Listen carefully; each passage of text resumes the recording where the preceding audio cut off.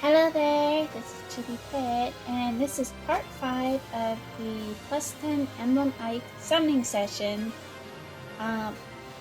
Possibly also now plus 10 legendary male SHEZ session, question mark. I checked to see how many copies I've pulled, and he's currently up to plus 6, while Ike is plus 9. So I'm honestly kind of tempted to keep going and see about plus 10ing SHEZ. But I'll have to see. I'll have to see what the gacha decides.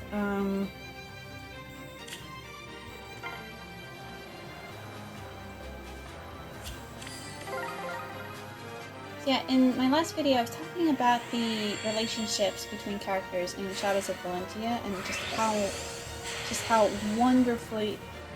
Okay, I'm plus 10ing the plus 9 SHEZ. I'm plus 7. I did say that if I get him to plus 7 before I get Ike to plus 10, I will go ahead and keep. So yeah, okay. Alright, this is officially now also a plus 10 Legendary Male SHEZ summoning series.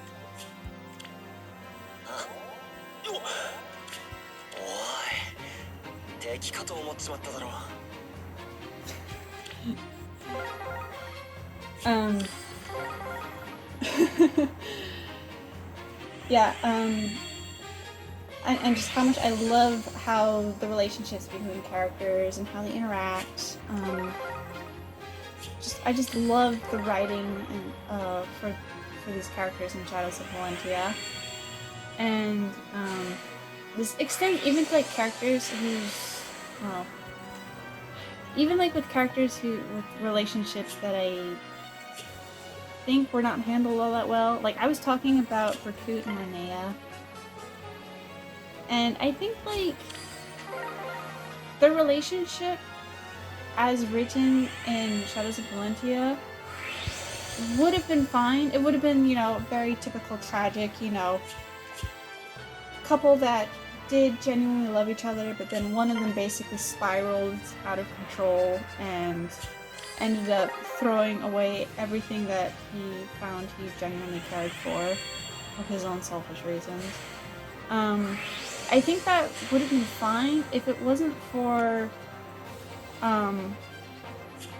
after you fight Berkut when he's gone mad with power and allowed himself to become a vessel for Duma, which does end up involving him ritual sacrificing Linnea against her will.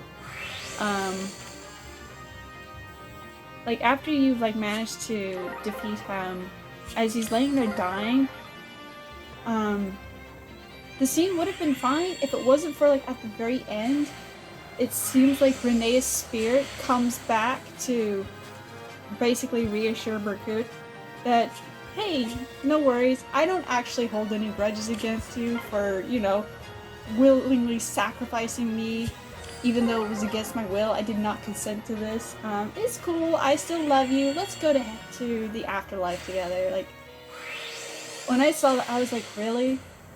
Okay, Emily's done, but... Sorry, okay, Ike is done, now we work on SHEZ.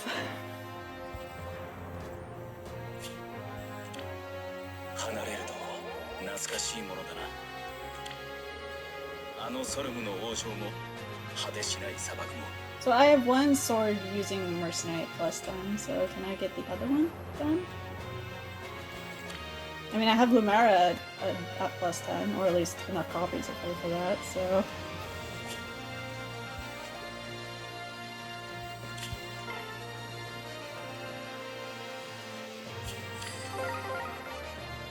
Yeah, that scene from Shadows of Valentia just really left a bad taste in my mouth. So I was like, was this really necessary?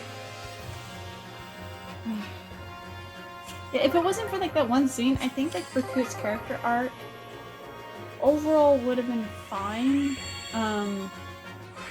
It's just, like, that scene where, like, the writers had to have Renea basically confirm that, oh, he's redeemed, don't worry. And it's just like, oh, this was not necessary.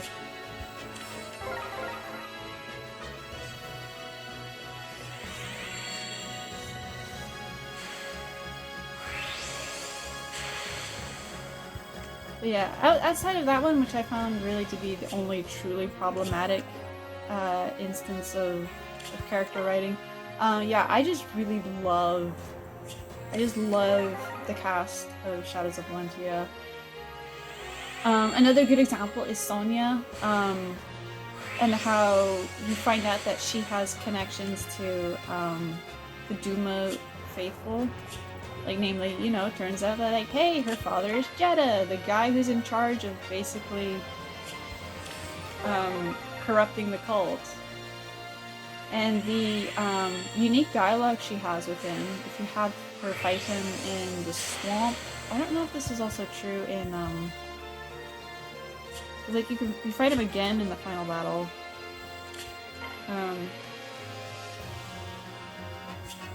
And I don't remember if she has unique dialogue with him there, but, like, I genuinely did not realize that she and him were related until I happened to see that battle dialogue, and her, you know, furious at him for what he did to her sisters, you know,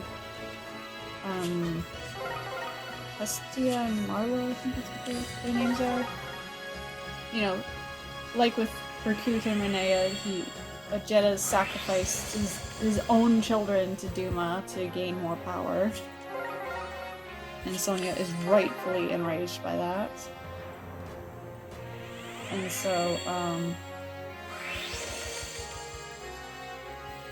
so just seeing her absolutely laying it into him, just chewing him out for that, and then if you're able to have her deal the final blow against them, like, oh, so satisfying. Although I don't think it's as cathartic in the swamp because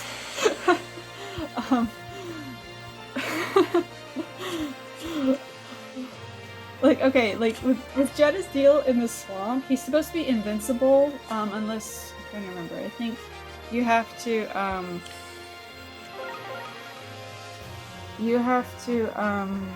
have 3 characters attack into him. They won't be able to do any damage to him, but then the 4th character will be able to damage him. And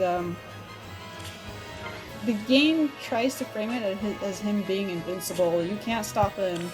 And I think after like a certain amount of turns, he'll disappear, but not before telling Celica, you know, oh, you know, I wait you at Duma Tower for you to make your decision in regards to you know, wanting to help the people of Valentia. Which is okay, that's fine. Except he still says this, even if you manage to defeat him. Which, I mean, okay, sure, it wouldn't be a big deal, except the problem is that, like, if you do manage to defeat him in the swamp, his character model will have him, like, laying face down in the muddy swamp water. And he's somehow still saying this. It's like the funniest thing. I was just like, how is this man not suffocating? Oh.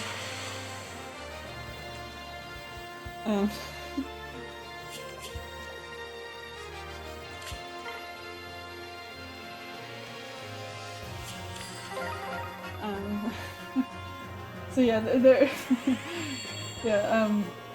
yeah, those unintentionally funny moments aside, yeah,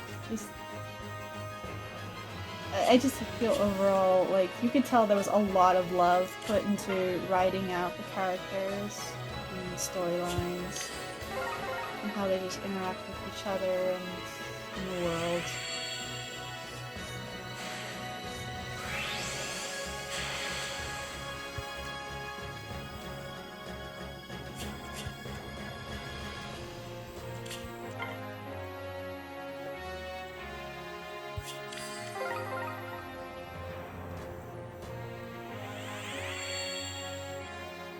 Yeah, it's like so surprising at just how this is true for like so many of the characters, including not just like the main ones, but even the like, you know, the more minor ones, like, you know, Leo and Valbar. or not Leo. Leon. I'm sorry, I get him constantly confused with Leo from Fates. Because Leo from Fates is called Leon in Japanese. And Leon from Shadows of Valentia is called Leo in Japanese. Yeah, and like, you know, like, Leo is just, you know, he's like in love with Valbar, but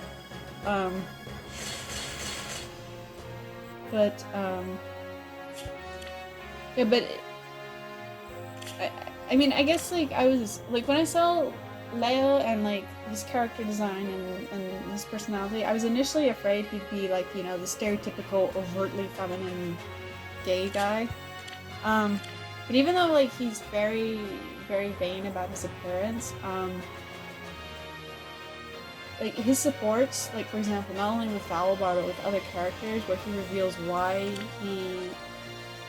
he's so attached to Valbar, shed such a shocking amount of light to his character, because he had, I think, before he met Valbar, he was just genuinely depressed and didn't know what to keep living for.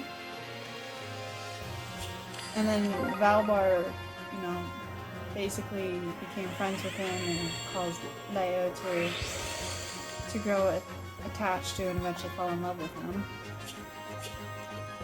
Yeah, that is just, I was not expecting that. That just added such a layer of depth to his character.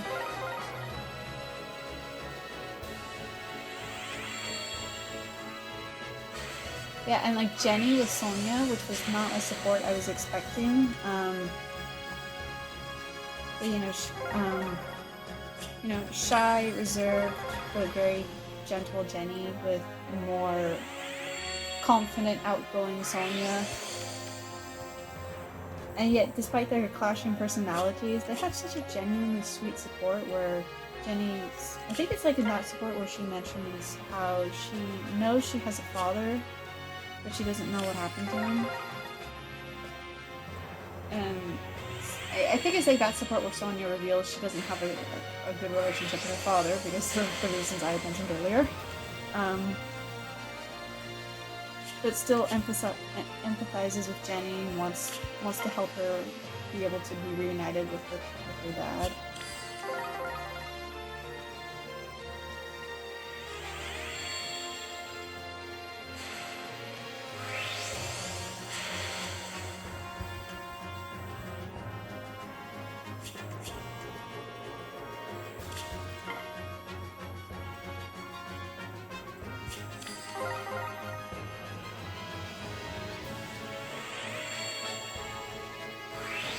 Yeah, I know it's probably because Shadows of Valentia focused more on quality over quantity when it came to their supports. Whereas, like, this was especially prevalent with the 3DS Fire Emblem games, you know, like Awakening and Fates, where because of the marriage system, you had to have so many characters be able to support each other. And I feel like that really stretched the quality of the writing for the supports.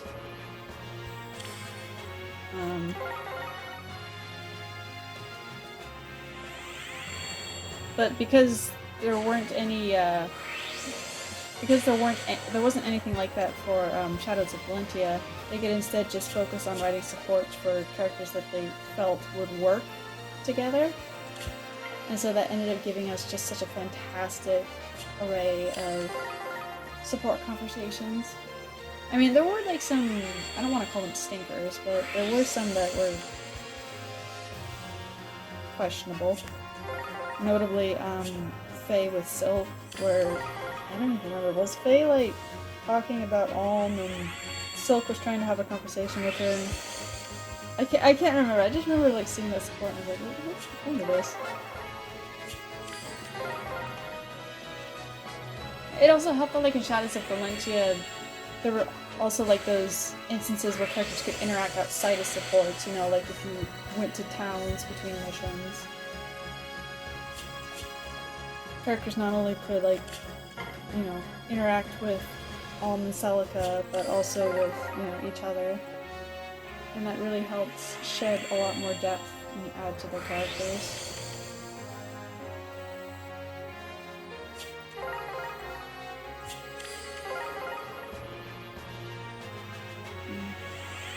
Honestly, I really miss it. Like that kind of system. Where, you know, character interaction isn't limited to just supports. The Telly's games have this too.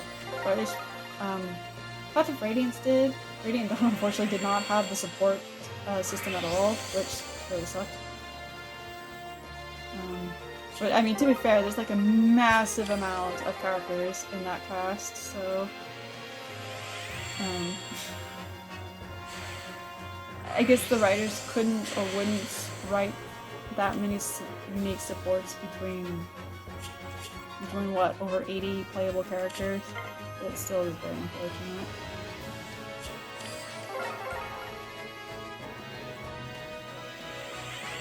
Yeah, and Three Houses and Three Hopes had this too. There was like a base camp, you know, the monastery, or, you know, the camp in Three Hopes, where you could just have your main character be able to talk to characters outside of battle. And there were characters that would even, like, interact with each other. Like, I remember, like, in Three Houses, there was, like, that side quest involving Shamir and Catherine, where you had to basically look for a series of items in order to finally give... It was like... I think it was like a, I don't know what it's called. A kind of stone used for sharpening weapons.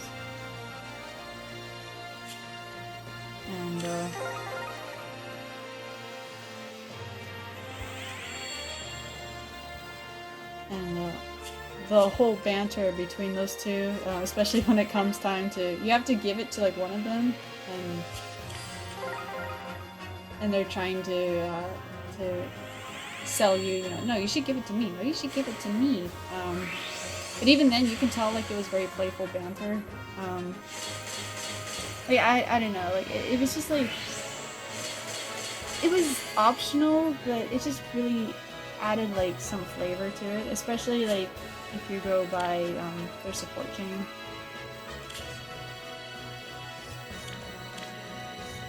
And there were supports in Three Houses too that would change depending on what supports you saw first.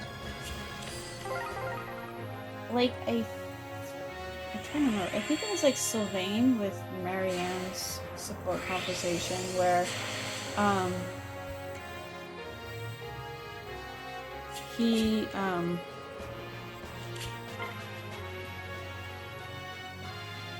I think he normally tries to boost her confidence, you know, trying to help encourage her to be more, to not be so down on herself.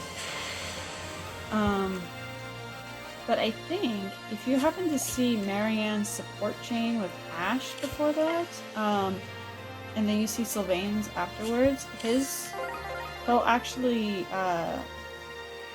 his dialogue will change to instead compliment her on her smile, because Ash's support chain with Marianne, you know, it's like similar where he tries to help her be more herself and not be so hard on herself, and it helps encourage her to smile more often. And because of that, seeing Sylvain's support with her afterwards has him notice that and will compliment her on her smile. I think that's how that goes out. I could be misremembering. But, yeah, like, just little stuff like that just was... It was not necessary, but I'm glad that the developers did it, because it just really helped. These little things add up and just help overall flesh out a character and their interactions with others. 10.5%.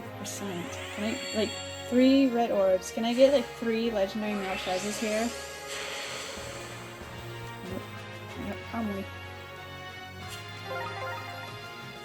Yeah, that's like one thing I would love to see in regards to harmonics is like characters sharing the same names.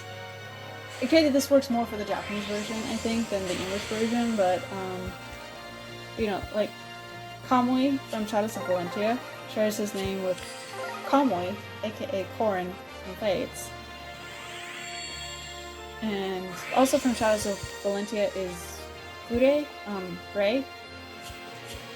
who has his name shared with Gray, or Asuki, Saizo's son from Fates.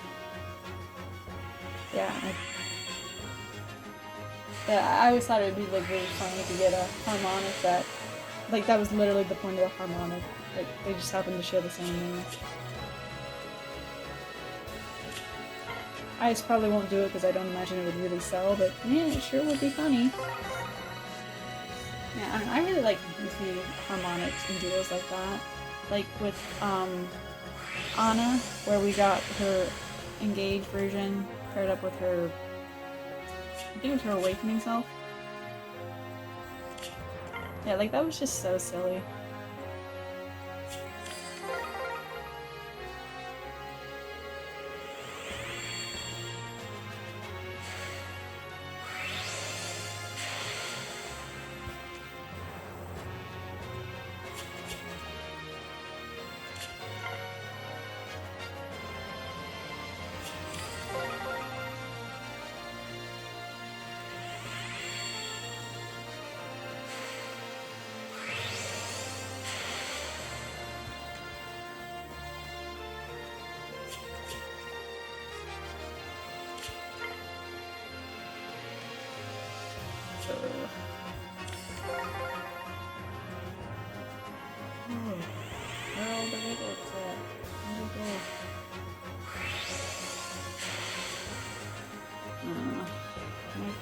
Please stop.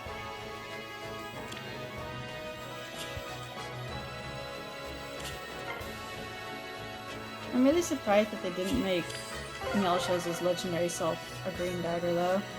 Because like as it stands right now, most likely, okay, so we have his base form, who's an infantry sword user. We have his summer version, who's a lance flyer. And now we have his legendary version, who's a red dagger, an infantry red dagger. And then, assuming he's the one who gets the fallen alt next year, he'll probably be an infantry sword user, just like his base version. So like that's like 3 reds and 1 blue.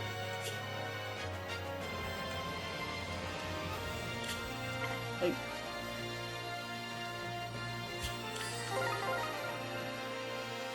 yeah, I'm like, what if it killed you to make him a green dagger? Especially since because he's a wind legendary, he's overlapping with Yuri. Like, couldn't he have at least been like a green dagger? Or if he was gonna be a red dagger, couldn't he have been Earth? Because I don't think there's really that many red Earth legendaries.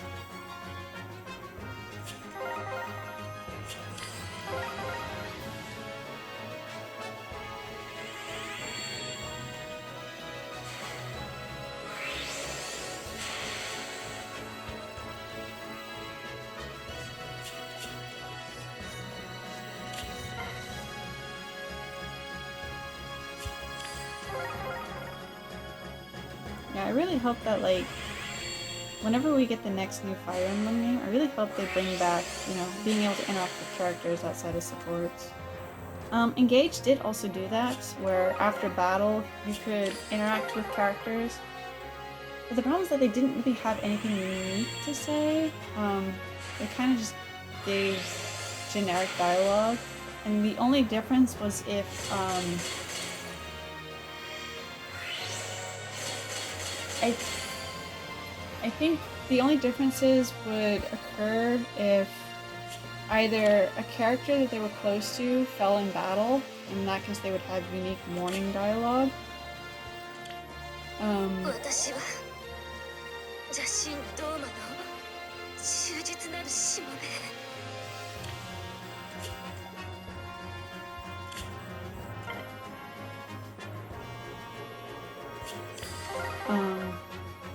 don't remember. There might be characters that have unique dialogue if they're deployed in certain story chapters. I don't remember. But outside of that, there's... You know, there's really...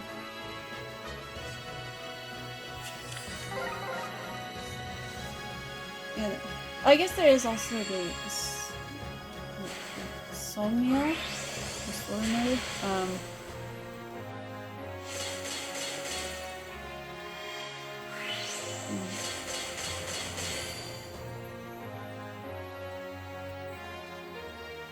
I don't know.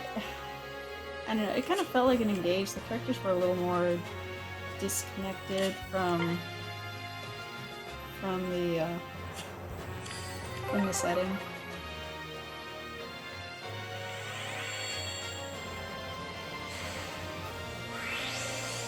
I guess like with like the Tellius games, you had base conversations. They were like supports, but they were usually between multiple characters, like 3, sometimes 4. Not always, it was usually between, it could be between 2.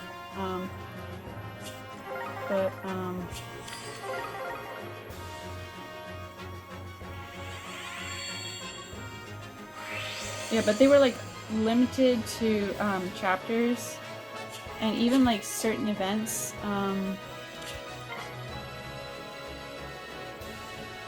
Like I think there were like certain base conversations that you could only access if certain characters had gotten, you know, a high enough support rank with each other.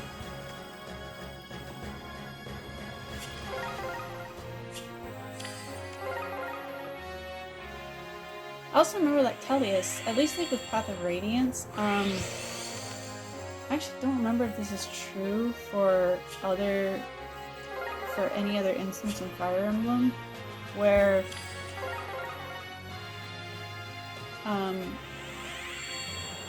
characters' support ranks or support levels actually do determine whether or not you get to keep your units.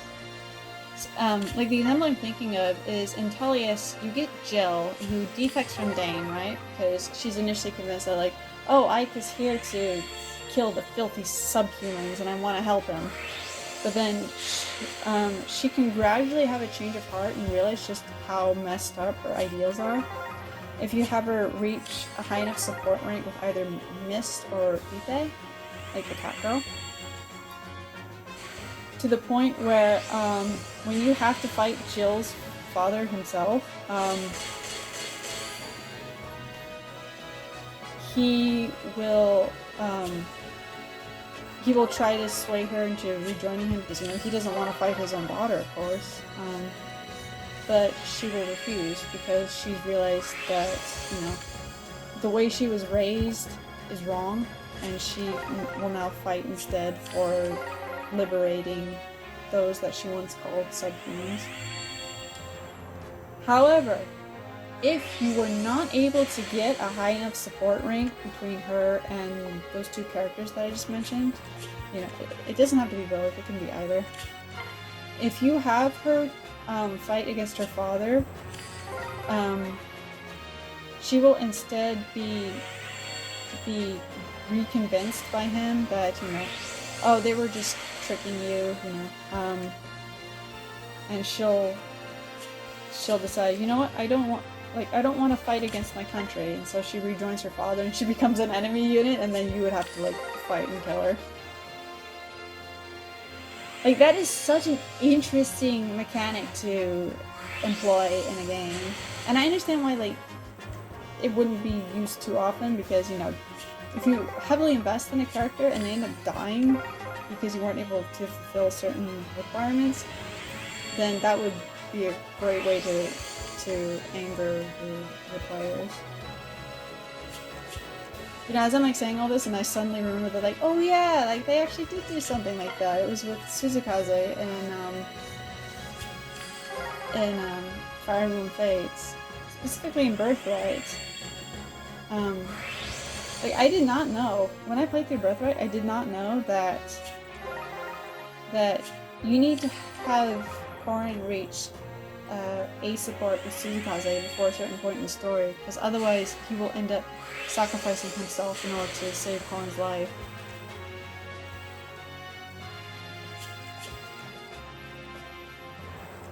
Yeah, I genuinely did not know that was a thing in Birthright, because when I was playing through that game,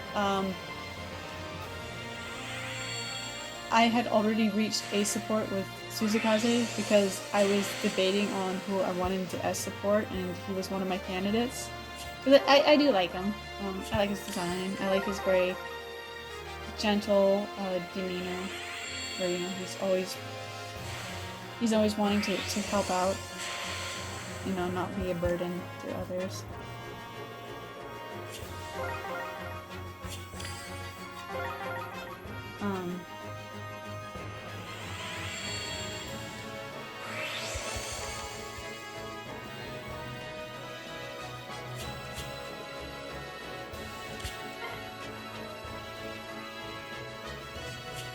It's just funny to me that somehow,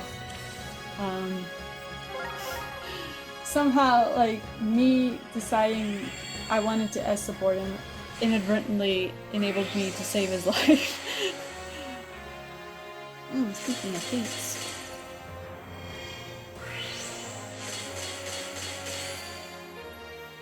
Yeah, I remember, like, after I played Birthright, or after I played through the Fates route, and I was, like, seeing this discussion where people were complaining about a character dying without them being able to do anything in Birthright. And I assumed that they were talking about Flora, because due to the story, she ends up killing herself in order to, because her eye stripe has already been targeted by King Garen. I'm going to be able to spread so much Library Friend Flora to everyone. And so she feels so... Since she had to portray Korin, who's her liege, she feels, you know, she feels like the only way she can redeem herself is by setting herself on fire and perishing that way. So I thought people were talking about that. I did, because again, I did not know at all, no idea that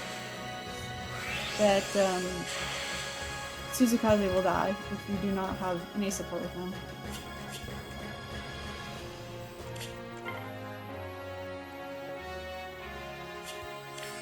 See, now that I decided I want to plus in Legendary Male SHEZ, he's going to suddenly play really hard to get. I mean, to be fair, like I said, the color share in this banner is fantastic for me. You know, more Lumeras, more fodder to spread around. And, like, you know, he's got good fodder too, so...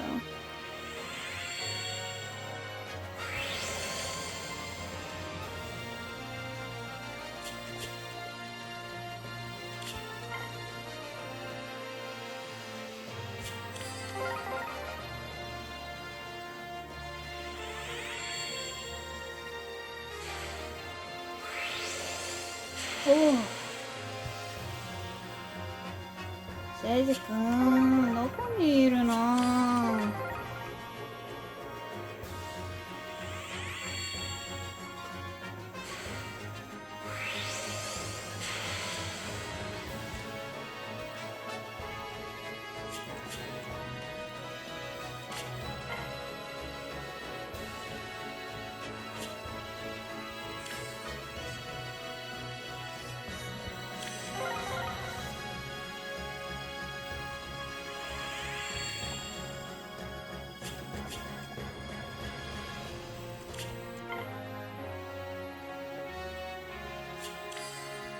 ？Come on, 3 red orbs, come on. I don't know, SHEZ. It can be done. Aww.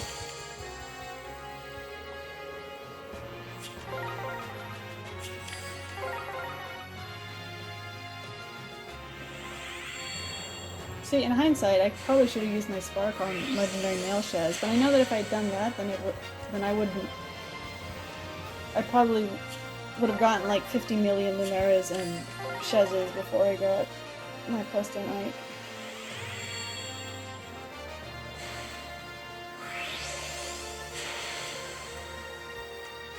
Or at least I'm getting a lot of Lalas, so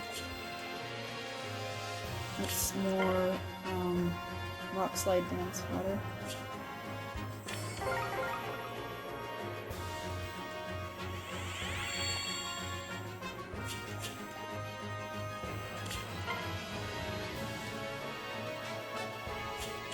Come on, come on. 3 SHEZs. Let's go, baby. 3 SHEZs. Right here, in this circle. Let's go. Aww.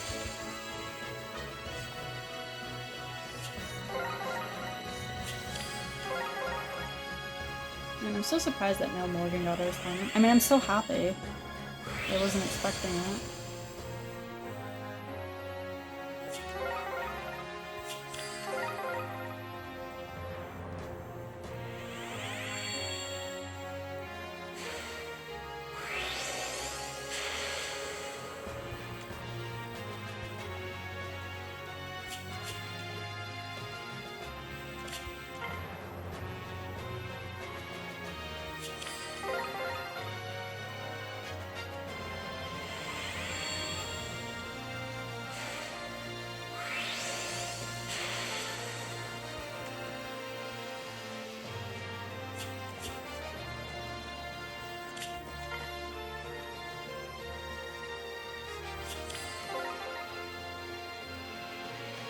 Sorry about that. Apparently my tablet decided it wanted to stop recording. As you can see, obviously there was no images.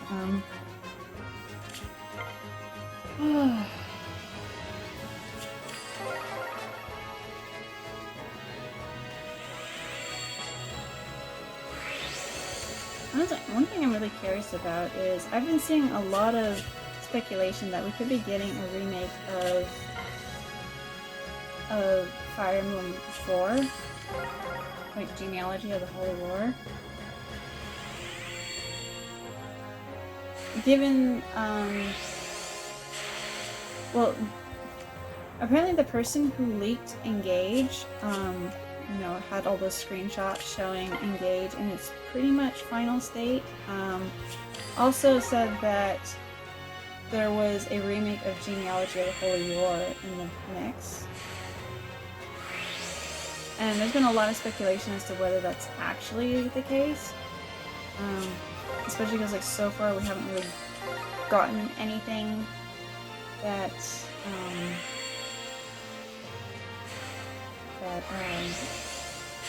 that proves it.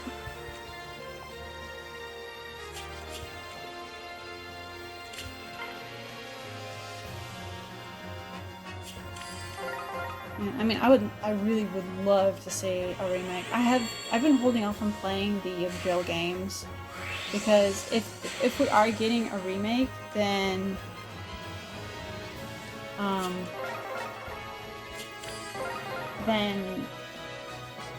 chances, well, then I don't want to like play through the original version. I'd rather play through the remakes, which would have you know, an improved quality of life. Because from what I've seen of like Let's Plays of the Yoke Drill games, story-wise they're fantastic and hold up, but gameplay-wise they definitely are dated.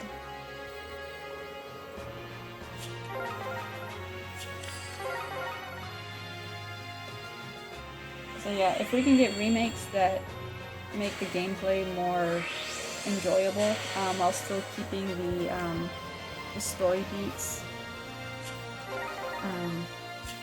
that's what I would like to see.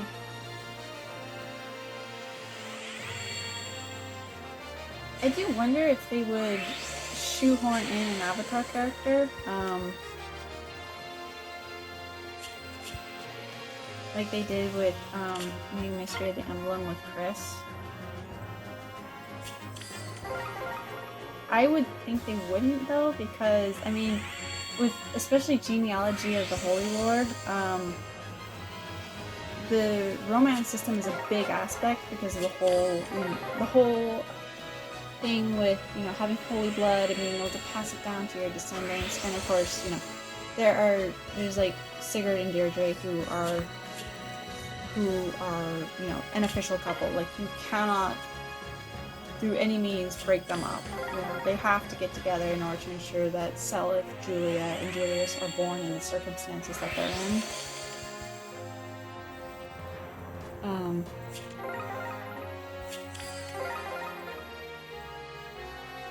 And so I feel like adding in a avatar character would kind of mess that up, because what if, like, the players end up, you know, they become enamored with Sigurd or Deirdre and they want to have their character romance them, but they're told they can't because of the plot. I mean, I wonder if IS would feel like those players would get alienated.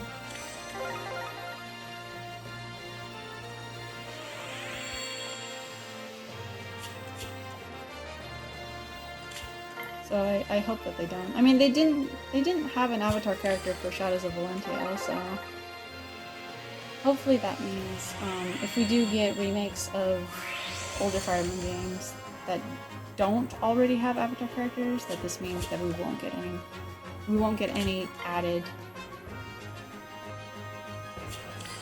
There is also, of course, the issue with Genealogy of the Holy War spans across 2 generations.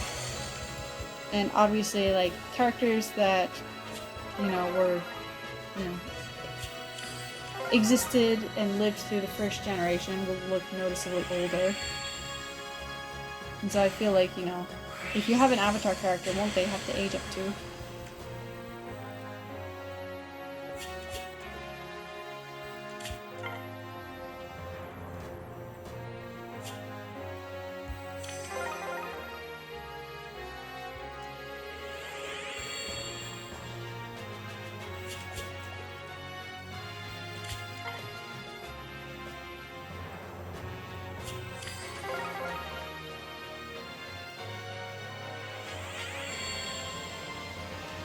I wonder if we get a remake of Blazing Blade.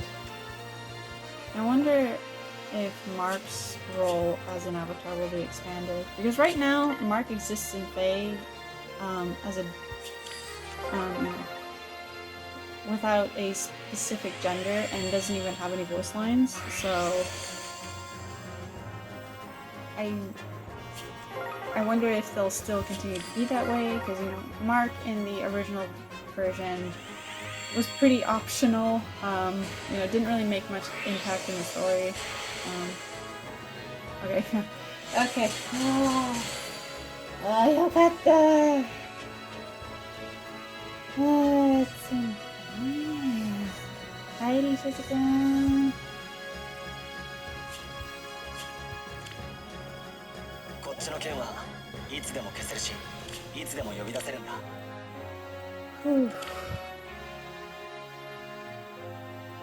So I need 2 more. Well, this seems like a good place to end this part of the video. So yeah, thank you very much for watching. If you've made it this far, I'm going to wish you the best of luck in your summons. I hope that wherever you are, you're able to take care of yourself and stay safe.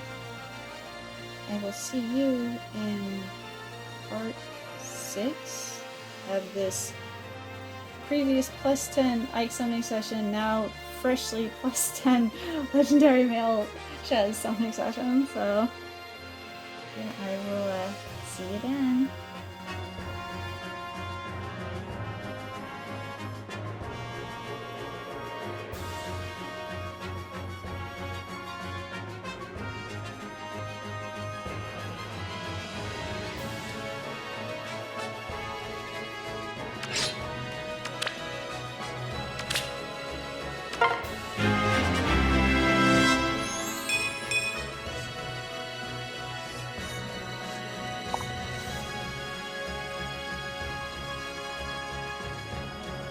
What? どうした？